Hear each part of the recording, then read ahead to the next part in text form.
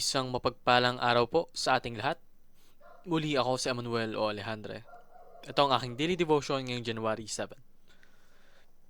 And for today, ating pag-uusapan muli si Adam and Eve. And we are going to focus more on Adam this day because we are tackling when a man fails. Now, Adam was created by God to lead, protect, and obey Him. God gave Adam clear instructions and trusted him with responsibility. But when the serpent tempted Eve, Adam did not lead well. He stayed silent, disobeyed God, and followed instead of guiding. Because Adam was the first man and the representative head of humanity, his sin affected everyone. Adam's failure shows how deeply sin entered the human story. Through one man, sin and death came to all people. That is why we need Jesus, the second Adam, who obeyed God perfectly and brings life where Adam brought death. Now, sabi nga po sa Genesis chapter 2 verses 15 to 17, the Lord God took the man and put him in the Garden of Eden to work for it and take care of it. And the Lord God commanded the man, "You are free to eat from any tree in the garden, but you must not eat from the tree of knowledge of good and evil, for when you eat from it, you will certainly die." Now, very clear po yung utos ng Panginoon kay Adam. At si Adam ginawa upang mapangalaga yung Garden of Eden. And si Eve ginawa naman upang suportahan si Adam. So si Adam po yung leader na itinalaga ng Panginoon. But it so happens that when the devil, Satan, tempted Eve, Adam did not do a thing. And in fact, he followed suit. Kumbaga, nagpaloko si Eve, then si Adam naman nagpaloko din. And during that first sin, during that first mistake of disobeying God, sin entered humanity. And naapektuhan tayo. And that is why we are sinful in nature. And dito sa storyang to, makikita natin when a man fails. Now, when did Adam truly fail? Adam failed when he did not live up to his identity.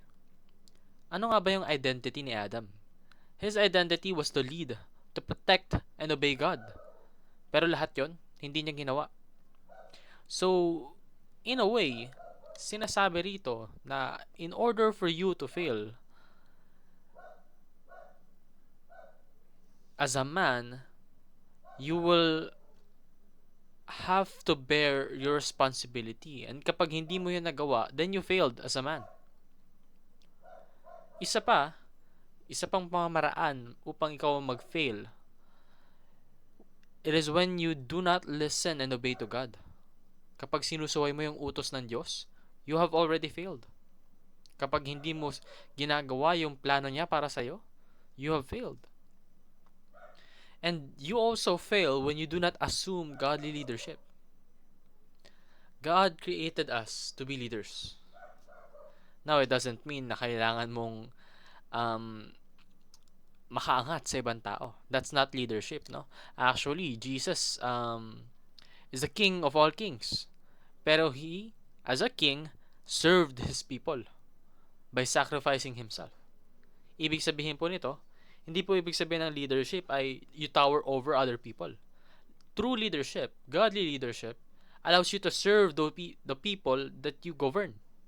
Yun po yung tunay na pagiging leader.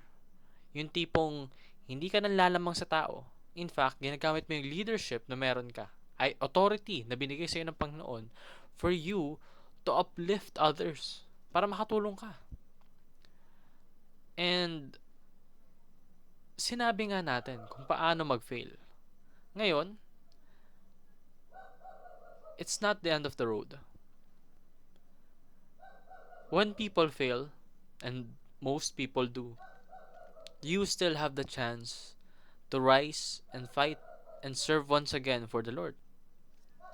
And kapag nangyari yon, say for example, nag-fail yung isang head of the family, isang tatay.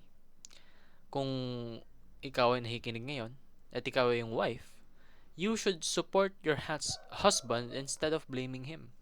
Ibig sabihin po nito, alam na nung head of the family, nung tatay, na nagkamali siya.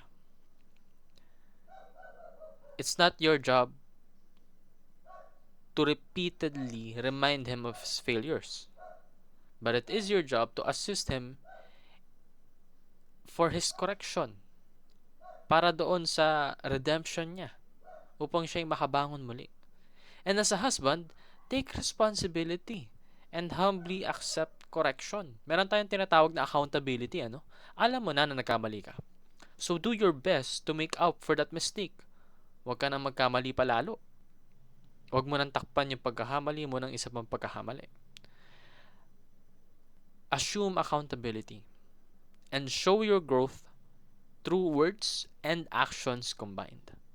And as parents, work together as allies, never as enemies. Huwag kayong magkaroon pa ng cause upang mas lumala yung inyong mistake. You should be pillars na kayang sandalan ng inyong mga anak. And in that way, you will glorify and honor God. Yun lamang po ang aking daily devotion. Maraming salamat sa pakikinig. Pagpalain po tayong lahat and let us all give glory to God.